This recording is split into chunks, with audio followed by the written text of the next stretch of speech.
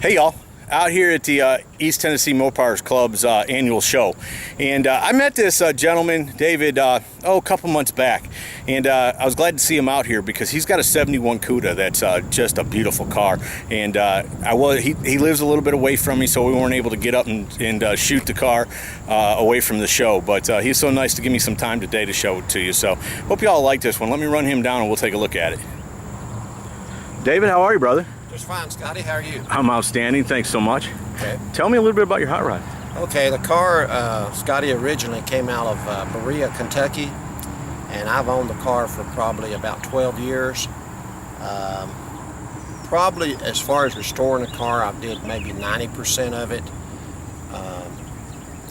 The paint and everything was done by Jim Richmond here out of Knoxville, Tennessee. And of course some of the engine work was done by Hensley's Performance, and it's been just like a never-ending process as far as restoring the car. You just seem like there's something you can do and you find to do all the time. Tell me, you've been into Mopars all your life?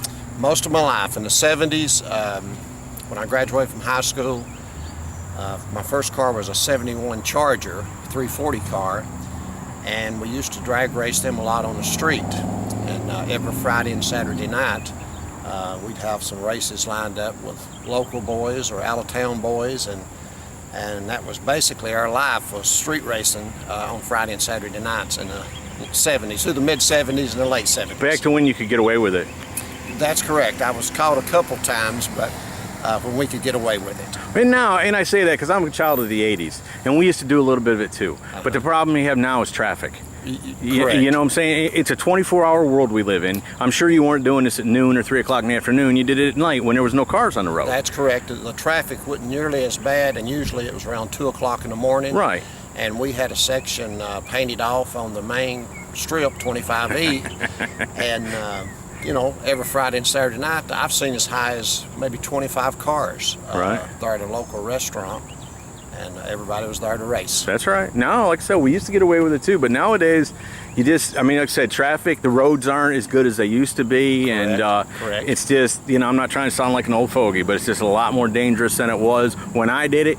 And it was more dangerous when I did it than when you did it. That's correct. There wasn't as many cars, and everybody was in bed at 9, 10 o'clock. That's correct. Now it's a 24-hour world. People are working third shift. There's just traffic all the time. Yeah, there was basically no traffic then. Right. At that time of the night. Right. So what'd y'all race for? Just shits and giggles, or? Well, we'd usually race for a little money. Yeah. So you were gambling and street racing. Yeah, we was gambling and street racing. Thank goodness there's a statute of limitations on both of those. Yeah, and some of the guys would come out and every weekend. Of course, they would race, and if you had a better car than they did, you didn't want to show them your full hand, so you would just barely beat them enough to sort of entice them to come back the next week to where. So you'd be a sandbagging too. That's correct. You're just an everyday criminal, David. That's correct. I thought you was a nice guy, but I gotta keep an eye on you, brother. I later turned into a school teacher, and I taught in the school system for 31 years, and retired last year. But street racing was a big part of her life in the 70s. Yeah, I know. Well, as hot rodders, why would you have a car with 600 horse or 400 horse to drive 55 miles an hour? We all know that, you know what I'm saying? So, well, let's take a look at it. It's a numbers matching all original car.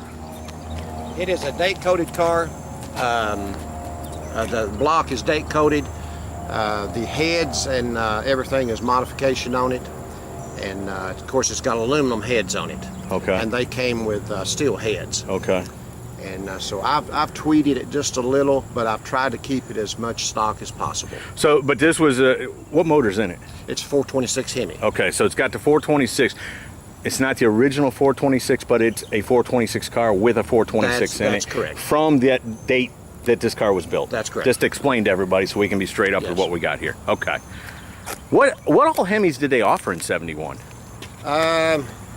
Scotty, I don't really know. I know they offered the 426, and of course the 426 was the last year of the Hemi, was 1971, and after 71 you was no longer able to get a big block. Oh, I gotcha.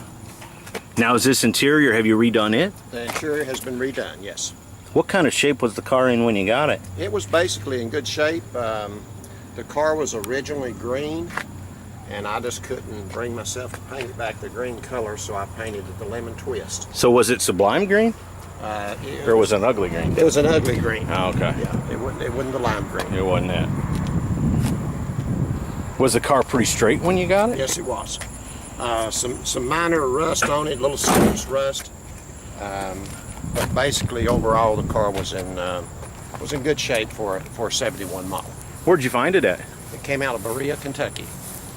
And a boy in Harlan, Kentucky, found the car. How many owners has it had, do you know? I really don't know, Scotty. I don't know how many owners they were before we found it. I love how them exhausts come out there. That's original? That's original, yes.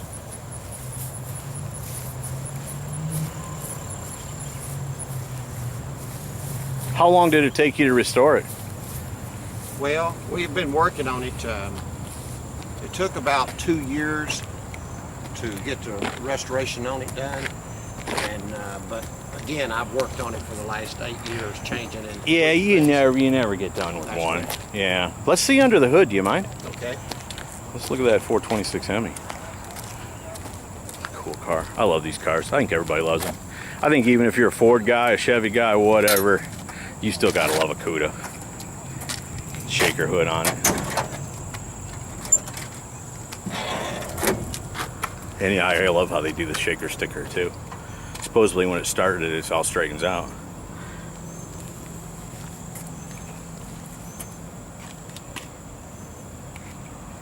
Was the motor missing or blown up or?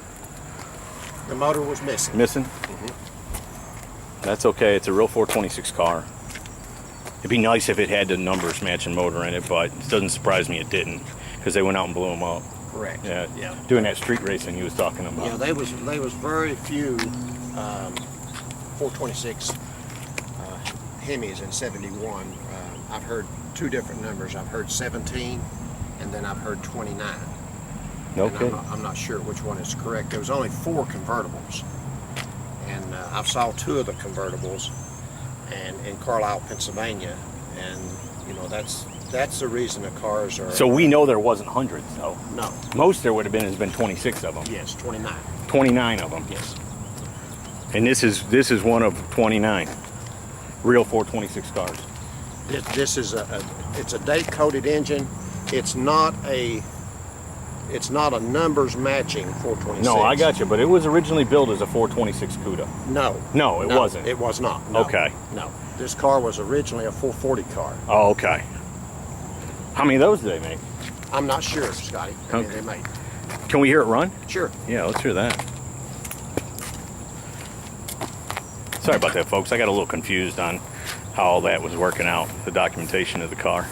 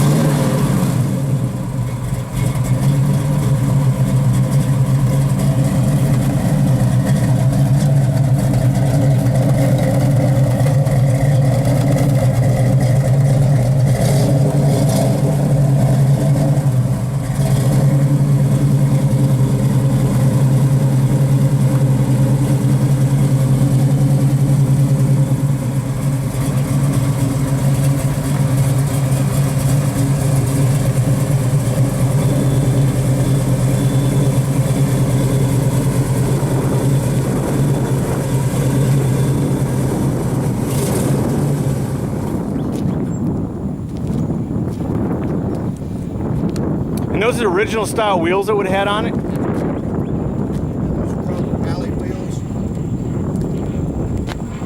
And then them little spoilers on the side, that's stock too? Yes, that's called the eyebrow spoilers. Eyebrow spoilers.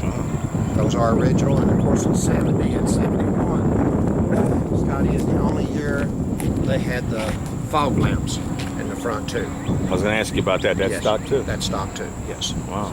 They only offer those 2 years, best of my knowledge. Does the car have air conditioning? No, it does not. Windows, locks, anything like that?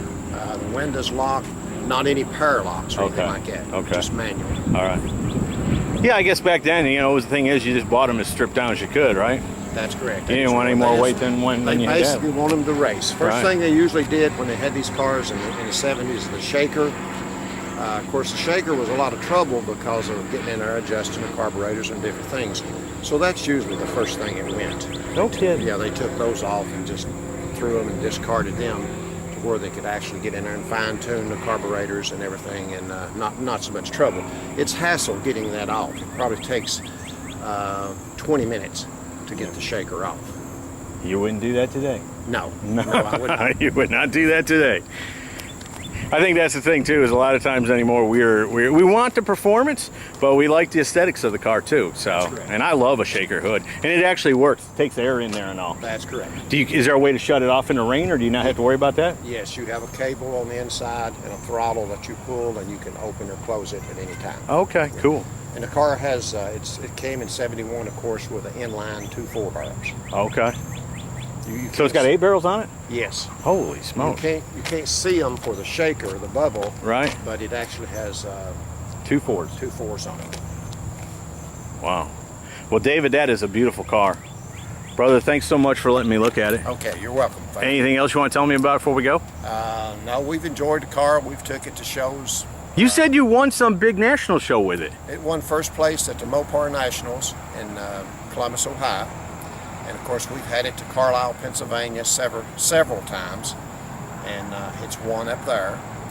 And we travel around with the car a lot, go to Nashville. But you drive it, you don't trailer, right? Yes, I trailer. Oh, you trailer. Yes, I I've trailer. never seen you besides pulling a show, so I just thought you did. Yeah, cool. All right. Well, folks, there you go. 71 Hemi Cuda. Very cool car. I knew y'all would like to see it. I mean, I can't shoot enough of these, that's for sure. If you get tired of looking at them, I'm sorry, but every time I come across one of these, I'm going to shoot it if it's nice, because I just love these cars. So anyways, hope y'all have enjoyed it. Have a good day. Thanks so much.